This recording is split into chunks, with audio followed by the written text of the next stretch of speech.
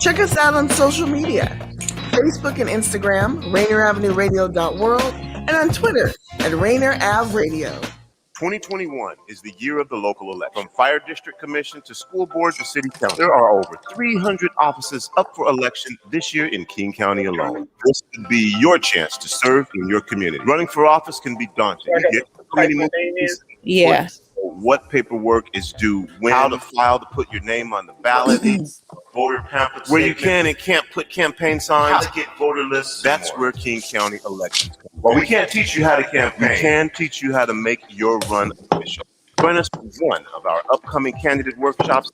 Thursday, April 1st, 6 p.m., 8 p.m. Saturday, April 17th, 10 a.m. to noon. Thursday, April 29th, 10 a.m. to noon. Join us for one of our upcoming candidate workshops in April. Learn the ins and outs of becoming a candidate here in King County. Sign up today at bit.ly King Workshops. bit.ly/King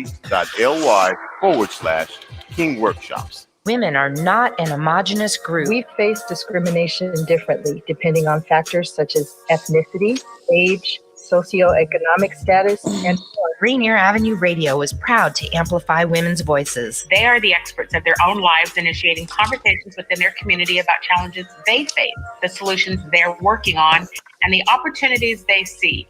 Please join us this Sunday from 2 to 5 for Women's Voices on Air. We know our challenges. We are the experts of our lives. We are master multitaskers, prioritizing our family, friends, and our faith above our own needs. Our needs and voices are too often overlooked. Please join us this Sunday from 2 to 5 p.m. for Women's Voices on Air. We tell our stories in our own way. This week's Rainier Avenue Radio Metro League Student Athlete of the Week award goes to Braden Smith. Braden confidently led his team down the field in the final 58 seconds of the game to pull off the come-from-behind victory. Well, Smith is crossing midfield. He's got some room across the 40, down to the 30. He's still going. He's going to be brought down at about the 25-yard line. So Braden Smith takes it for about 27 yards. Braden Smith, Seattle Prep Junior quarterback, is this week's Rainier Avenue Radio Metro League Student Athlete of the Week. You know you can't get enough of Rainier Avenue Radio. .world. Can't get enough of that. Can't get enough of that.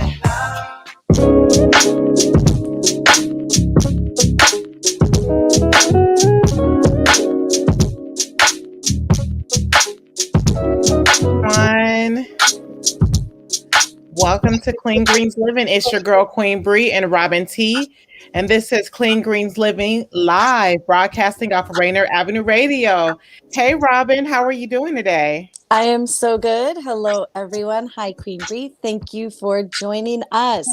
We are coming to you from unceded Duwamish territory in AKA Seattle, Washington. The original theme music you hear for our show is produced by Cuddy Fresh, AKA Carrie Williams. And I have a quick farm update for you from Clean Greens Farm. There is a rock party happening. Yes, it is picking up rocks. Volunteers for the rock party. There are ways to sign up to volunteer and to become a CSA member, getting a weekly farm box on our website, cleangreensfarmmarket.com. We do have a special guest today, as usual, an amazing show lined up and some announcements, and I will hand it back over to Queen Bree to get us going and let us know what's in store. Okay, everyone, let's get started with the announcements. So, Clean Greens has started a newsletter. Woo! So, if you would like to subscribe to our newsletter, please go to www.cleangreensfarmmarket.com. You can stay later with all the latest events, updates, and we have a lot of mindfulness thinking on there, exercising tips, recipe tips.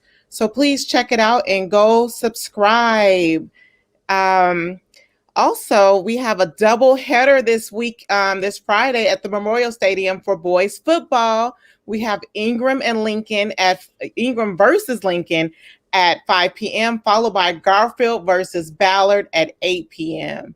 So please go out and support our boys. I'm so happy they are able to get back out there and play the game.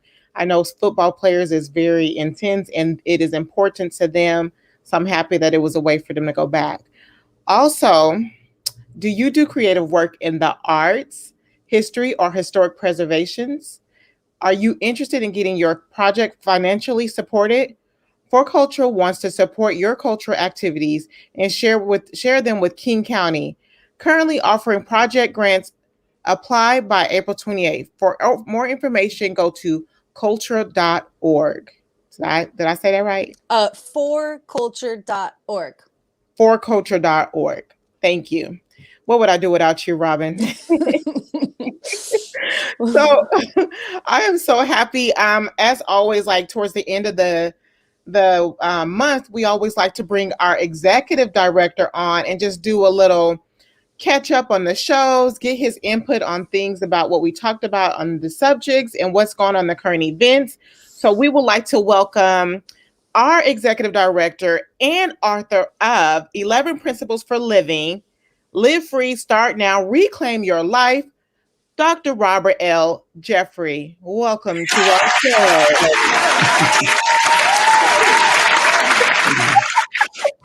Hi, how's it going? Hi, Dr. Jeffrey. That's a new feature, right? Right. Yes, it's a lovely new feature to welcome in our guest. Okay. How are you today? I'm doing fine. You guys are really doing good with this show. This is really great. Oh, thank you. Yeah.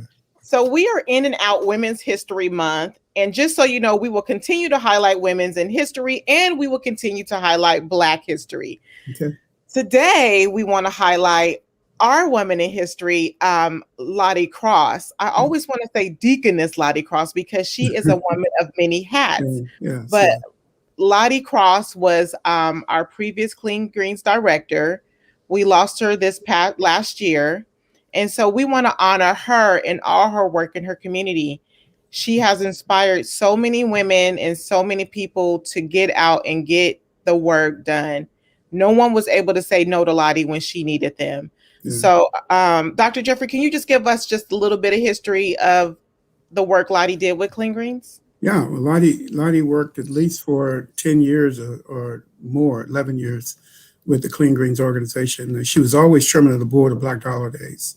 She took over the Clean Greens effort about 11, 12 years ago. And it was struggling. And she just took it over. And one of the projects that she wanted to do, and she created the brand. She created the whole brand that we now know as Clean Greens in terms of making it sustainable. She did it primarily through volunteers, well, really totally through volunteers. She worked continuously year-round, not only on that project, but also on the African American Directory project. But she was just a powerful, powerful, inspiring person who began to create the volunteers around that were necessary to keep the farm going, to create the relationships that were necessary to create our market stands. She had a great relationship with Harborview Hospital, where we had a market stand there for about 6 years, where she had a relationship with the officers and the people at Harborview. She had relationships with the people at Children's Hospital and Carolyn Downs Center. She was just very, very powerful in terms of her relationships and in terms of keeping this project and keeping this whole idea of community farming alive. She had grown up on a farm, and she was never reluctant to get her hands dirty. She'd be on her knees planting seedlings. She would harvest at every harvest time. She was out there, rain, cold, whatever. She was there. She used her own automobile to carry bunches and carry loads of vegetables from the farm, and she would put them on her porch in buckets to keep them fresh and put them in a refrigerator. So she was the reason why Clean Greens is still functional and still vibrant. And she is the pillar, the foundation that holds us up even now as we begin to move forward and begin to do new things. And we must never forget that we're standing on totally her shoulders and her back and her person to accomplish the things that we will accomplish in the future. So, we give her all the honor and all the praise that is due her, because she was a great person who happened to be a great woman. She was just a great individual person. And it's my pleasure to have known her. And she leaves a great legacy in this community, because she not only worked with Clean Greens, but she also worked for Metro for many years. And she left a great legacy there. The young man who is heading Metro now, she brought him into Metro, a young African-American man. She brought him in and nurtured him. And now he's the head of Metro. So, I mean, there are not enough words to say about her. She was a helper and nurturer. And she didn't always want to take the credit, but behind the scenes, she was doing the lion's share of most of the work. And so we just appreciate her, and we'll always appreciate her. And I hope that we'll always remember and never forget her contribution to her community. She wanted her people to eat fresh food. She wanted people to be independent, and she was fiercely independent and fiercely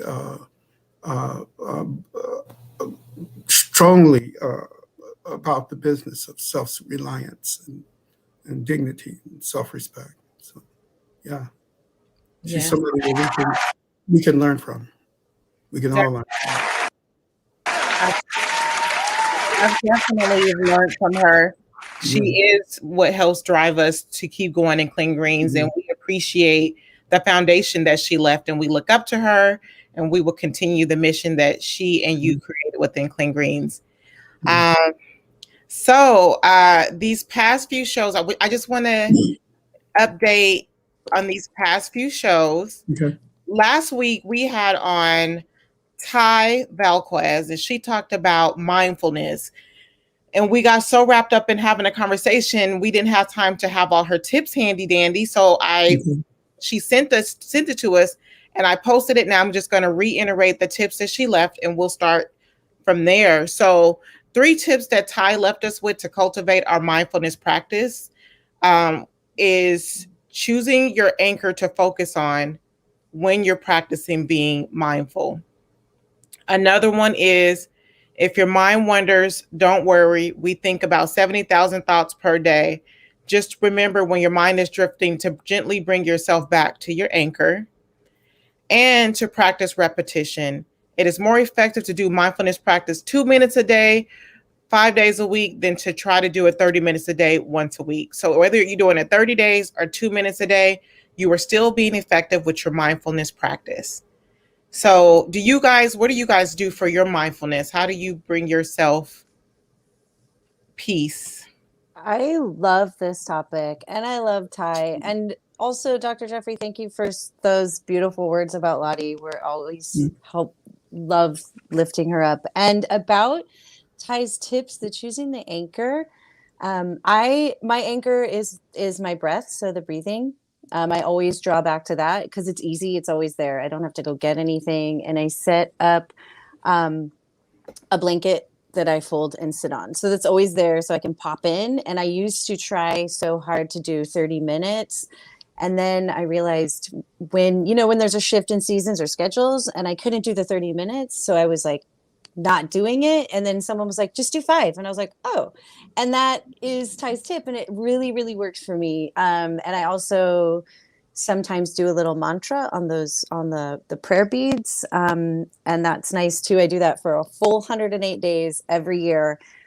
And I'm in that right now. So I really love those practices, and that quick practice enables me to think about it in other times, and then it makes it easier to just drop into and be present. So I love those tips from Ty.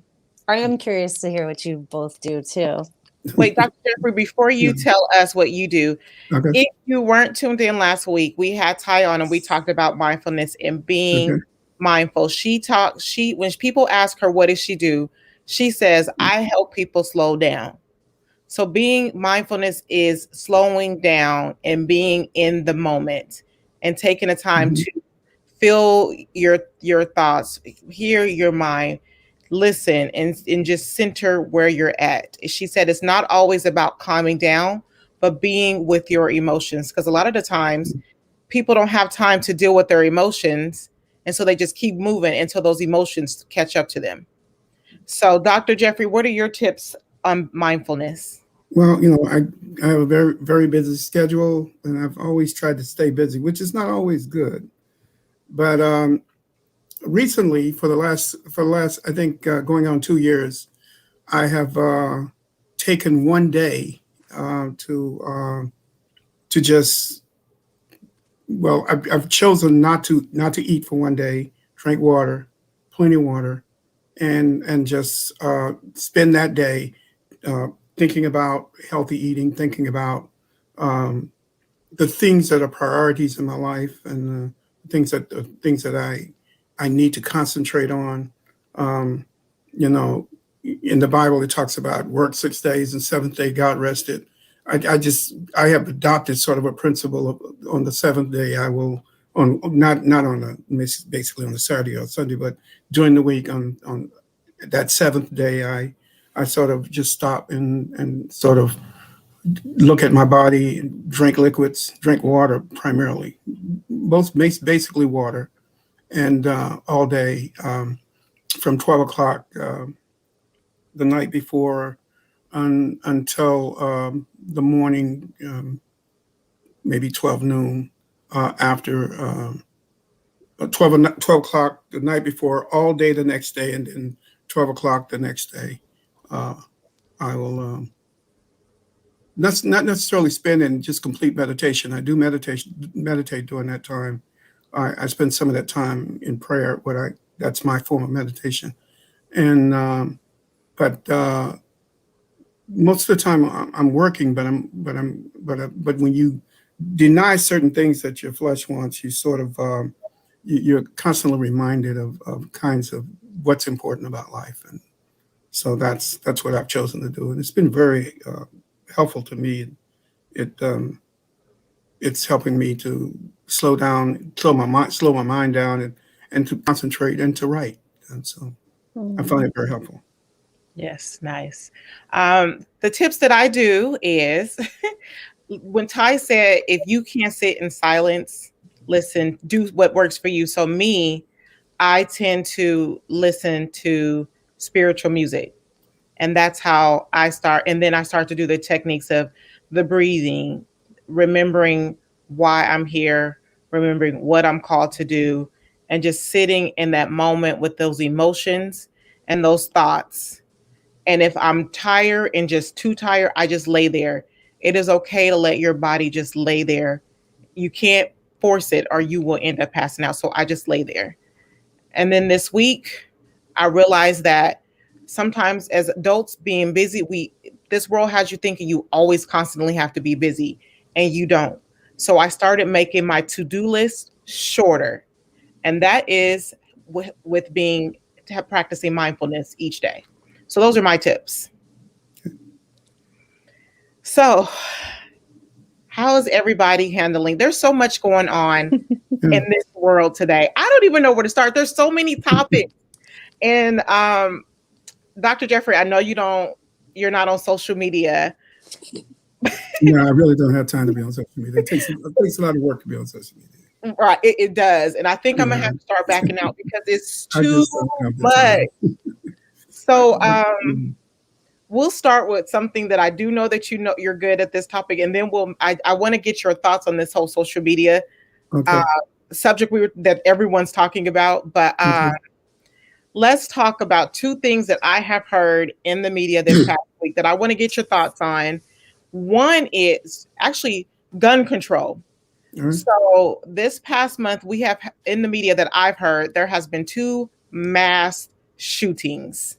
Yeah. One in Atlanta, the Asian spas, and then the other one in Colorado this past week. And this obviously isn't new. Like when I heard about Colorado, I'm now like, this doesn't shock me. This isn't a surprise to me. But what does shock me is that when people are constantly seeing people getting killed, gun control brings out this crazy controversy talk with everybody. And I don't understand why people don't understand the importance of needing to have gun control. Like one purchased a gun and was able to go out and shoot people that very same day. Mm-hmm. So what are your thoughts on that? Well, obviously I think that there should be some form of controls in terms of semi-automatic weapons. There should be some kind of I think ban on semi-automatic weapons, and I think there should be universal background checks. I don't know what is stopping people from wanting these things. I think that people are afraid that some people are afraid it's a slippery slope and they're going to outlaw all guns. And I have never personally owned a gun and probably never will. I mean, I just have. I haven't been a hunter. So, I recreational hunting, I don't necessarily do that, but I mean, I'm not critical of people who do. I just think that semi-automatic weapons have no place in the marketplace. And the kind of weapons that are used in the mass shootings have no place in the marketplace. And I think that there should be some kind of understanding that around that, and that should happen. I feel like there's more stricter laws being made of voting than there is gun laws, and I think that is absolutely crazy. I remember when George Floyd was killed. One of my friends got together a group of women because there was a lot going on with Black Lives Matter, George Floyd. We went to the gun range to practice learning how to use guns to make ourselves safe, and we took classes on how to self-defense classes. When I was holding a gun, I knew owning a gun wasn't for me. Having a gun isn't always the necessary precaution. So, Robyn, do you have any thoughts before? Yeah, I remember when you did that. That was fun to see you online. I am one of those people, I am super scared of guns. I'm super scared of them getting into hands of kids. And I feel like I don't know a lot about guns, but I feel like those automatic ones that are able to shoot a lot of people at once and stuff. And I don't see a purpose to have average people just having those. I mean, in general, like, yes, if you need to hunt or you need to do those things, or even, in the case, Bree, where you were checking it out for protection. But the ones that are just out there intended to kill, and this is sadly such a violent nation. And I've heard numbers that there are like so many guns for every American. So there's just like so many here. There's just so many. And I just honestly feel like until some of the social issues plaguing Americans are helped, or there's some legislation on that part of it too. Of course, the background checks, of course, the bans, please. But why are people so sick? Why are they so hateful, rageful, or feeling like they need to take life? Like, why is this country like that for so many people? I mean, it doesn't need to be. And so it's, so yeah, I really, it's such a tragic thing that it seems normal, and that it is becoming normal. There's so many of those. So yes, I really, really would love to see the bans without all of the trying to stop a ban or trying to stop a background check. Like, what? Right. I'm trying to see all they're going to come into the house and seize your guns. And when I was learning to shoot a gun, I will say, you have to have a driver's license to get in a car. I mean, right. Seriously. It seems to me that you should have some kind of screening to own something that can kill somebody. I mean, I just think that those are common sense things, and I Common don't sense. I don't fully understand. I think that what you're saying about the social upheaval that's going on in the country, and the fact that we are at odds with each other around a lot of social issues and a lot of issues that relate to our survival as a country. I think that those are sort of fueling a lot of this. And then politicians, they make money off of this stuff. They make money and they get votes off of this stuff by appealing to the fears and the apprehensions of people, and by pitting us against each other, and by making us feel like we're different, and we have different understandings of America, and we have different loves for America. I know that, I'm an African-American man, a Black man, but I've never not loved America.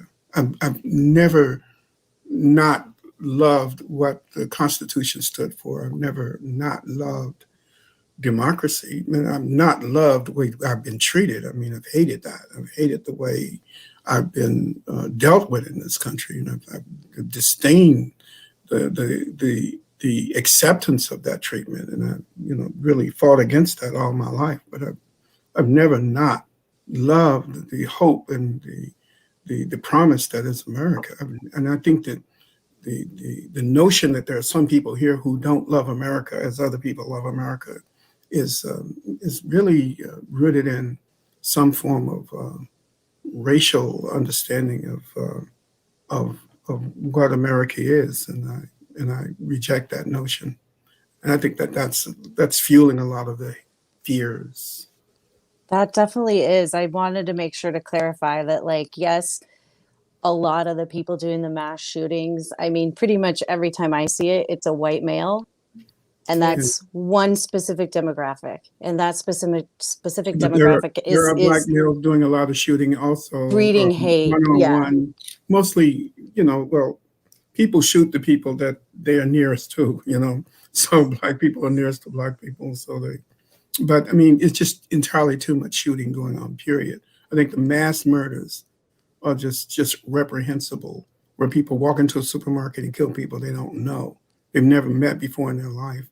That's some sort of psychotic behavior.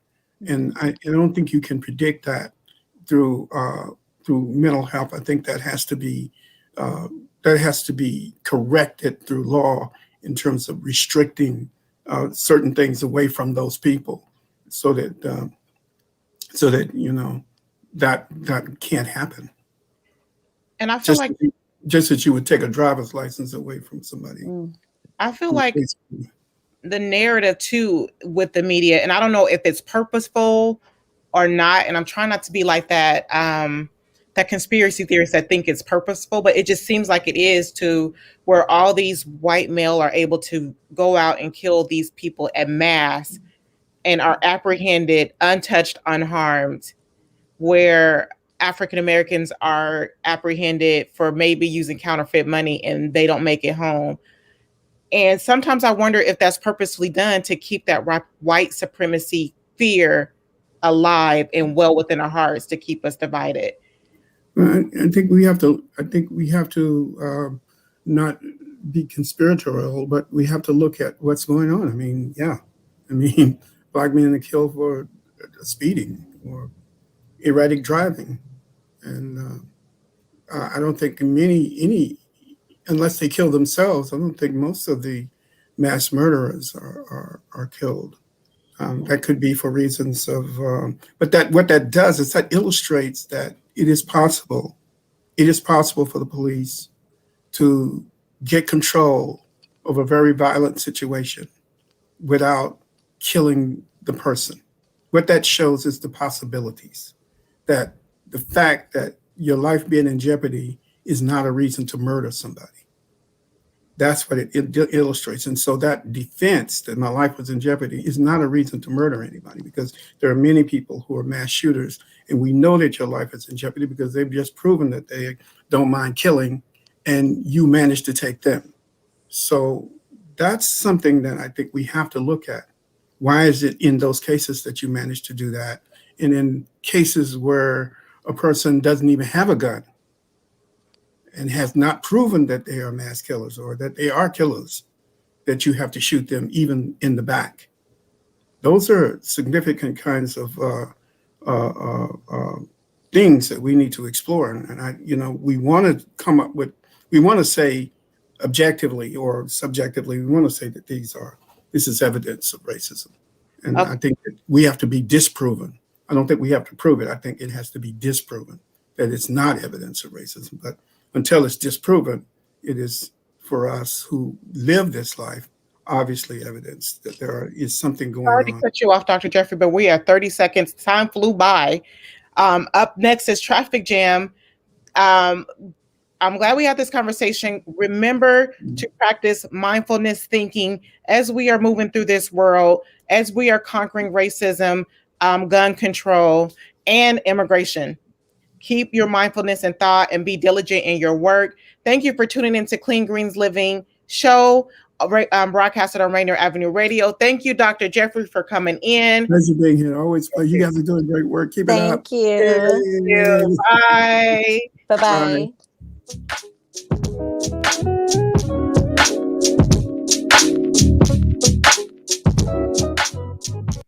Bye.